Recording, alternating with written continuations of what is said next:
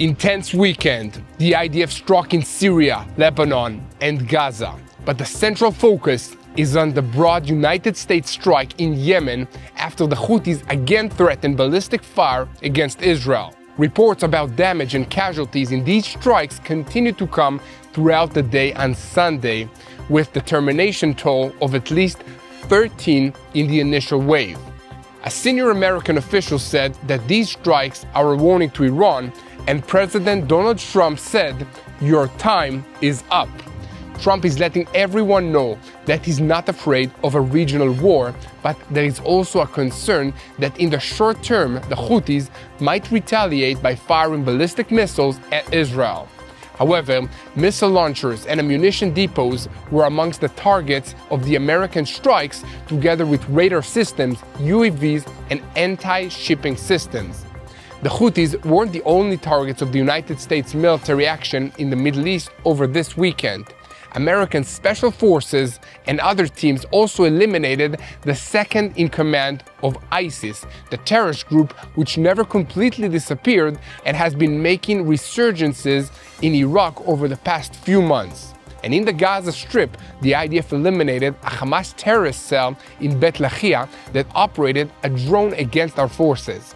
Among those eliminated in these strikes was a terrorist who participated in the October 7th massacre and others who operated undercover as media personnel and photographers. Prime Minister Benjamin Netanyahu convened an emergency cabinet meeting on Saturday evening to discuss developments in hostage release negotiations, as United States envoy Steve Witkoff's efforts have not secured the release of any more hostages.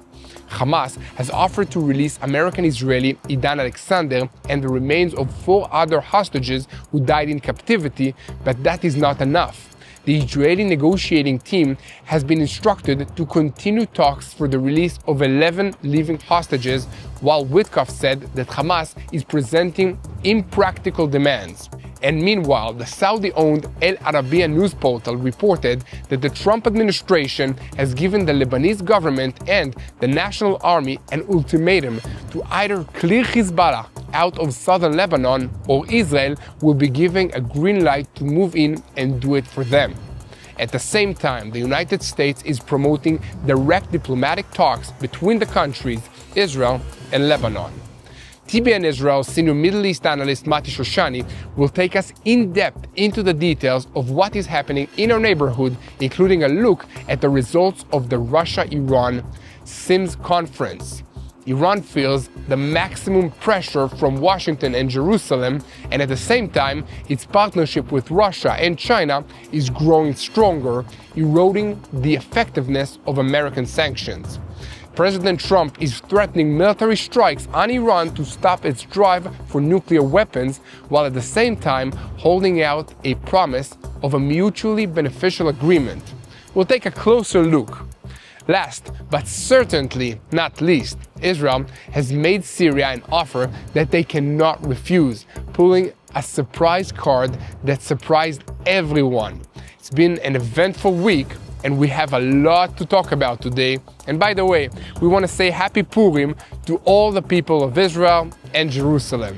I'm Yair Pinto, and this is your Boots on the Ground report about what's happening in Israel on day 527 of the war with Hamas, Hezbollah, the Houthis in Yemen, the Shia militias in Iraq, and all the other armed groups in this region who are acting under the direction of Iran's Islamic Revolutionary Guards Corps, which is the head of the axis of evil in the Middle East. A moment before we begin, I wanted to say thank you to all the support and the prayers that you've shown to me, to our team here, and to all the people of Israel. If you want to help us reach more people, please click that subscribe button and this little bell and share the truth of what's happening in Israel so that people will know how to pray for the situation. Guys, I want to invite you to be part of our forest and join the Rebuild Israel campaign today. Visit the address on the screen to make a difference and help rebuild the land of Israel. Now, let's get into the news. As the United States carried out a military strike on Saturday evening against dozens of targets in Yemen that are controlled by the Houthis. According to reports in Arab media portals, the strikes destroyed the headquarters of the Houthi political bureau in Sana'a, as well as weapons depots and missile launch pads. The Houthi Ministry of Health reported 13 fatalities and 9 wounded in this strike, while according to American reports, the strikes were aimed at radar systems, air defensive systems, missiles, and UAVs.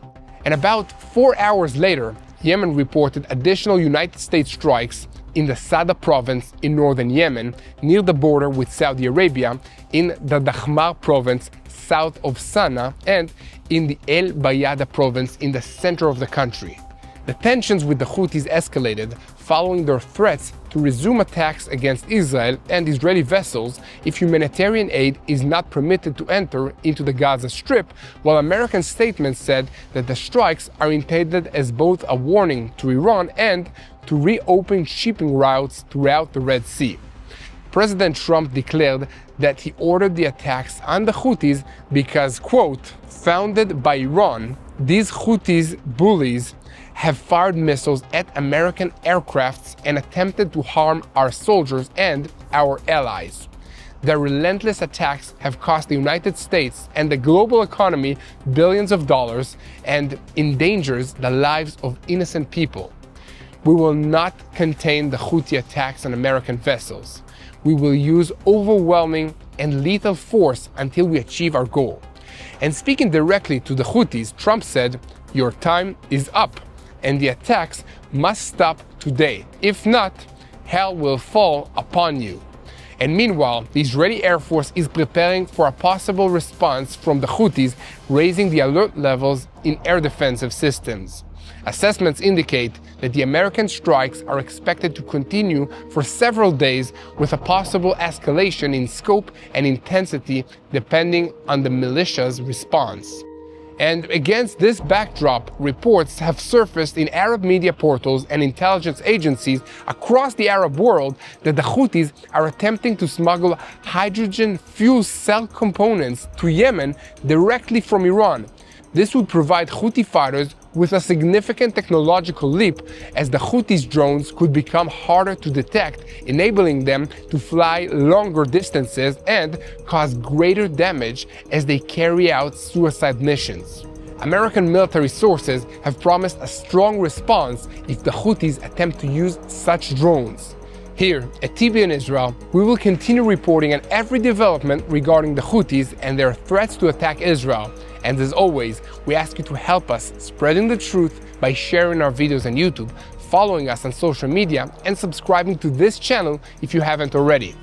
Now, we're shifting our focus to the Gaza Strip, where the IDF attacked a terrorist cell in the Bet Lahia area on Sunday. The terrorists targeted in the attack were a squad of drone operators who were attempting to gather intelligence on IDF positions so they could attack them later, and the squad included a terrorist known to have participated in the October 7th massacre of 2023 against Israelis. And about an hour before this strike took place, the IDF hit a group of the terrorists as they attempted to plant an explosive device near forces operated in the Netzarim corridor in the center of the Gaza Strip. While all of this action is taking place on the ground in the Gaza Strip, Hamas is stubbornly sticking to their maximalist demands in negotiations, remaining committed to a proposal to release only 1 living hostages and the remains of 4 others who died in captivity. The United States is threatening them with a deadline without specifying what it is, and Israel is meanwhile waiting for Hamas's response to a new old proposal calling for the release of 11 live hostages and the remains of 16 others. Meanwhile, on Sunday evening, Prime Minister Benjamin Netanyahu convened a discussion regarding the crisis in the talks, where he received a briefing from the negotiating team that returned from Doha, Qatar. During the discussion, the possibility of resuming fighting was also raised, among other options. The situation remains highly unstable, and it seems that Hamas is doing everything it can to avoid releasing any more hostages. They are playing a double game, making offers that they know Israel will not be able to accept, while flatly refusing to agree to any offers that Israel or the Americans are suggesting. For instance, on Saturday evening, Hamas announced that it agreed to the mediator's proposal and expressed willingness to release Idan Alexander and the remains of 4 kidnapped persons with dual citizenship. The organization even noted that this agreement constitutes a gesture of goodwill. Netanyahu's office, for its part, stated that Israel accepted the framework proposed by the American envoy Steve Witkoff, while Hamas continues to refuse and wage a psychological war against the families of the hostages. Meanwhile, the White House accused Hamas of presenting unrealistic demands while showing apparent flexibility. At the same time, Hamas has agreed to new demands in exchange for the release of Alexander, but in conversations with the Palestinian newspaper El-Quds, the organization clarified that his release is conditional on the full implementation of the ceasefire agreement by Israel. This is something that they know Jerusalem cannot accept. And senior officials in Jerusalem responded to all this duplicity by declaring that Hamas's game is nearing its end.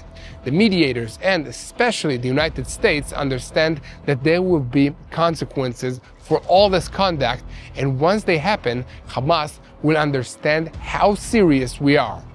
Witkoff also threatened Hamas and set a deadline without specifying what it is, saying that Hamas is thinking that time is on their side.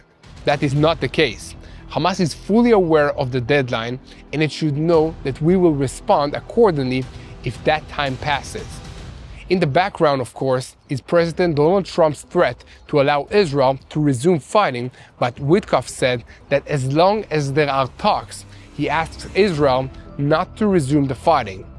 It is apparently a matter of days, not weeks. And accordingly, in Sunday's discussions, the Prime Minister's office, the security establishment, was expected to propose to him several options for more aggressive military operations in the Gaza Strip, but not those involving outright warfare.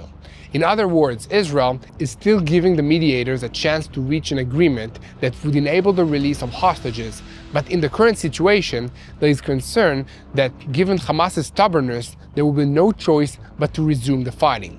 We cannot state it often enough that Israel is doing its utmost to abide by the rules of war in Gaza, and even carrying out actions that no other Western army would consider in order to minimize the number of uninvolved civilians. And all of this is done in an environment of combat of unpredicted complexity.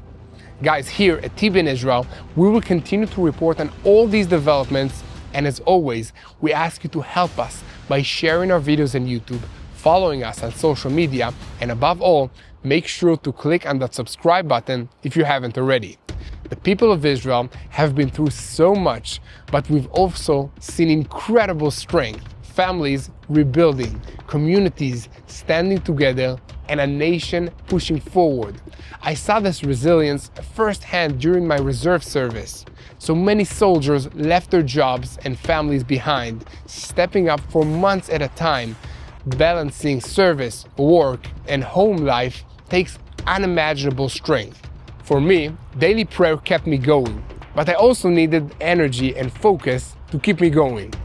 One thing that really helped me was Vinya. This is an Israeli supplement made from red grape cells. It naturally boosts blood flow to the heart, the brain, and muscles, keeping you sharp, strong, and ready for any challenge. And it's not just capsules. You can enjoy Vinya as coffee or tea for a fresh, healthy start to your day. I relied on it during my service, and I still use it today. So try it for yourself at www.vinyatbnisrael.com or call 800-638-1944. You won't regret it. Now, back to the news, and we're switching our focus to the northern arena. Lebanese media reported on Saturday evening about an attack attributed to Israeli forces directed at a Hezbollah vehicle in the town of Yair in southern Lebanon. According to the reports, an Israeli UAV struck the vehicle, resulting in 2 casualties, one of whom, a Hezbollah terrorist, was eliminated. And elsewhere, the United States has issued an ultimatum to Lebanon to act immediately against Hezbollah in the south or risk Israeli military action. At the same time, the United States is promoting direct diplomatic talks between the two countries, Israel and Lebanon. And according to a report in the Saudi-owned Al Arabiya news portal, senior officials in the White House and the State Department clarified to the Lebanese government that President Donald Trump wants to see results in a very short time. There is no time to waste, and progress must be achieved in the Lebanon-Israel relations that can be announced within a few weeks. It is notable that there is a clear threat that Trump will allow extensive Israeli military operations in Lebanon if the required results are not achieved, and the Al Arabiya report makes that very, very clear. However, the newly formed Lebanese government faces significant challenges given the tight schedule set by the United States. The new leadership needs time to reorganize its security and military systems and establish its authority throughout the Lebanese territory. And recently, Morgan Ortagus, the Deputy Special Envoy to the Middle East, announced that the United States will convene Lebanon and Israel for dedicated diplomatic talks to resolve outstanding issues. And according to Al Arabiya, the United States intends to organize working groups led by diplomats. This is a move not seen in the relations between the two countries since 1992. The report adds that there are three main American demands. One is preventing the smuggling of weapons or funds through ports and borders to Hezbollah, stable deployment for the Lebanese army in the south, and the beginning of dismantling Hezbollah's military capabilities in Lebanese territory beyond the Litani River. Alongside these demands, the United States has approved $95 million in military aid to Lebanon. A State Department spokesperson emphasized that strengthening the army and helping establish Lebanese sovereignty along the southern Litani is the only possible solution for security and stability in this region. Here at TBN Israel, we will continue to report on every development in this sector. And now it's time to turn things over to our senior Middle East analyst, Mati Shoshani, who will take us through what's happening in our neighborhood. And this time on the agenda is a meeting between Russia, China, and Iran. Trump is presenting on the one hand a military threat and on the other a call for an agreement. Let's make sense of all of this. Thank you, Yair. If you have the sense that something is off with the news that's coming out of the Middle East, that the headlines are repetitive the last couple of weeks, well, you're exactly correct. We're right now in this very bizarre position where things have been sort of in this sticky situation where the US, Russia agenda, the Saudis, the Iranians, Israel, Hamas, nothing has really been moving for several weeks in this region.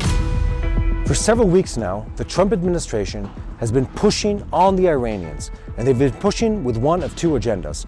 One agenda is, we're going for a full military strike. That's something that they've discussed publicly, that engages also the Israeli, specifically Air Force or Defense Forces, in combating the Iranian push for a nuclear bomb. But then there's a whole nother side of things that is also unique. The American government has been working hand in hand with the Russians to pressure the Iranians. The Trump administration has actually said, we'd rather have an agreement than a military option, but the military option is also on the table. So it's a very interesting tactic here in the negotiation where the Americans are pushing for an agreement. They're involving also the Russians in that, and then in a greater scheme of things, saying that yes, there is another option on the table. There's a lot of moving parts in the Middle East right now. When you take into account the fact that we have Hamas that is needing another round of agreements or another ceasefire season between Israel and them. You talk about Hezbollah, where it's a story that is not fully finished. You talk about the fact, or think about the fact that the Iranians, through their Houthi proxies, are still engaged in proxy warfare in the Middle East. We're still in a place where there are a lot of plates that are spinning, and the US administration trying to reshape politics and geopolitics in this region needs to put an end to some of these issues before it can move on to take care of the next. Something worth noting is the fact that the US is not shy about using power. Just the other night, we used power against Houthi rebels in the Middle East, coming out of Yemen, of course, and an official statement was made by the American government saying, hey guys, if you think you can continue to destabilize, we're going to show you that we're not okay with that. But here's another really interesting piece. China. The US is not only dealing with the Iranian issue and trying to rebuild and reshuffle power balances here in the Middle East, it's also trying to reshape the next big conflict which is US relations, Chinese in the South China Sea, and specifically with a topic called Taiwan. And that's where things get incredibly interesting. The US, together with Russia, is trying to reshape their relationship with the Chinese. And at the same time, the Chinese, the Russians, the Iranians are having their own powwow sessions in Beijing over this last week, talking about how they resist the American pressure or the American axis of pressure on them. So this is happening at the same time. The Russians are playing a very interesting game here. They're negotiating between the American interest and between, of course, Russian and then Chinese interest, all at the same time trying to gain power, gain control over this part of the world. And that's really the story of the Middle East. There is no situation where it's in black and white conversation. There's always multiple facets taking place at the same time. Israel is in a unique place right now. We're waiting on an agreement to take place here. The reason we're waiting on an agreement is because we don't have another round of ceasefire and hostage exchange with the Hamas terrorists. What we have right now is sort of a phase 1.something, 1.2, 1.3, where we're discussing a release of hostages, but it never really takes us to the place where we're supposed to be, which is ending the conflict altogether with Hamas and exchanging all the hostages. This is the topic that never leaves the discussion table in Israel, especially when it comes to the public forum of public pressure on the government to release those hostages. So that's a big topic: hostages, Hamas, Israel. There's another one. How do we stabilize Syria and what's been going on there? How do we stabilize Lebanon and the Hezbollah agenda within Lebanon that's being pushed back by international aid that's trying to raise another government that is an alternative to them? So again, a lot of moving pieces in this region, and none of it is enough to really end this situation all at once.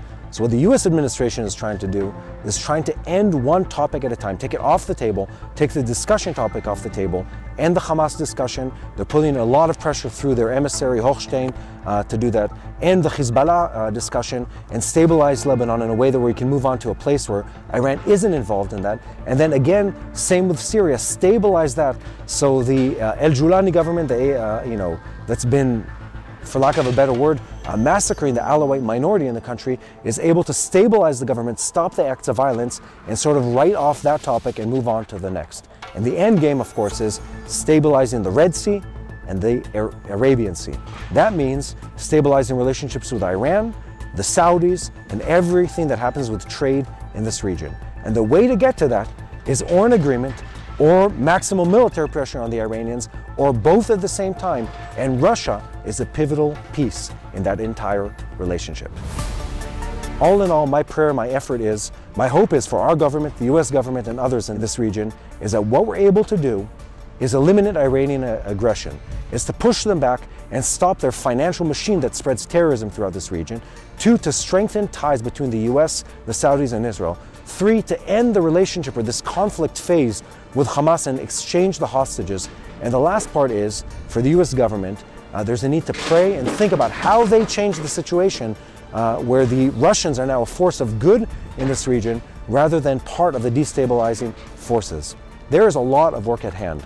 There's a lot of tricky and moving pieces, and it takes an incredible amount of wisdom and long-term planning to be able to see this into the next phase that will bring stability and good news to the people of this region. And God only knows that's what everyone here deserves. The people of Israel deserve it, the people of Gaza deserve it, the people of Lebanon, Syria, Iran, and every other country deserve the forces of radical Islam to be pushed back and the forces of stability, trade, cooperation, and peace to be the ones that take over the public discourse. That's it for now. Back to Yair Pinto. Thank you, Mati Shoshani, for sorting out this mess for all of us here. And a moment before we move on to the news from our border with Syria, I'll ask you once again to help us spread the truth by sharing our videos on YouTube, following us on social media, and most importantly, don't forget to press that subscribe button so that you stay tuned to the truth in real time and never miss another episode of Boots on the Ground. On Saturday, just before 2 p.m., Israel's Air Force attacked a terrorist headquarters of the Palestinian Islamic Jihad organization in the Damascus area, from which the organization's terror operations were planned and managed. This strike was just one component of the many moving parts in Syria, where the struggle for control is intensifying. According to reports in Arab media portals, Israel is pressuring the United States to ensure a weak and fragmented Syria, while Washington prefers a regional stability and supports understandings between Damascus, the Kurds, and the Druze.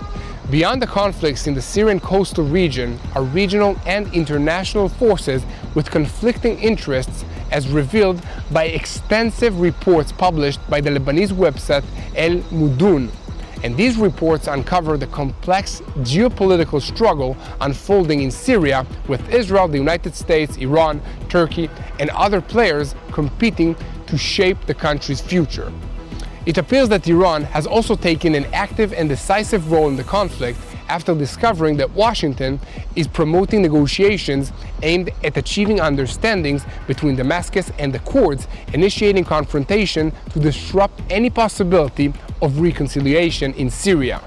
And senior officials in Damascus, according to the Lebanese site, believe that the key to resolving the Syrian crisis lies in evolving relations between Washington and Tehran, whether they lead to escalation or to new understandings.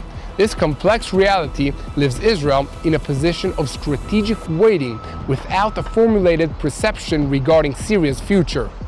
And here at TBN Israel, we will continue to report on every development, and so we ask you to please continue and praying for Israel. This is what matters the most. This is a spiritual war and we need your prayers. So pray for our hostages in the Gaza Strip, that they will be reunited with their loved ones here in Israel. Pray for all the soldiers that are risking their lives every day to defend all of us, if they're fighting in Syria, in Lebanon, in the Gaza Strip, in Judea and Samaria, or preparing for an attack from the Houthis in Yemen.